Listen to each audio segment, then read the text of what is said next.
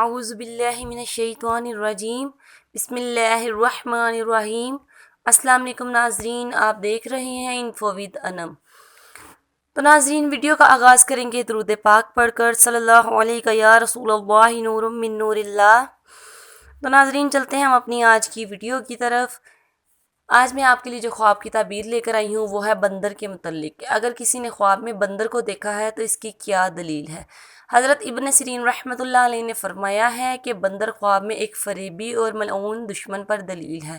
اگر دیکھے کہ بندر کے پاس بیٹھا ہے اور وہ اس کا مطیع ہے تو دلیل ہے کہ وہ دشمن پر غالب آئے گا اور اس کو مطیع کرے گا، اور اگر خواب میں دیکھے کہ بندر کے ساتھ لڑا ہے اور اس سے ڈر گیا ہے تو دلیل ہے کہ بیمار ہوگا اور شفا پائے گا، یا اس کے جسم پر عیب ہوگا اور اس سے خلاصی پائے گا۔ حضرت ابراہیم کرمانی رحمۃ اللہ علیہ نے فرمایا ہے، اگر دیکھے کہ بندر کو مار ڈالا ہے تو دلیل ہے کہ دشمن کو مغلوب کرے گا، اور اگر دیکھے کہ اس کا گوشت کھایا ہے تو دلیل ہے کہ کوئی اس کے ساتھ دشمنی ظاہر کرے گا۔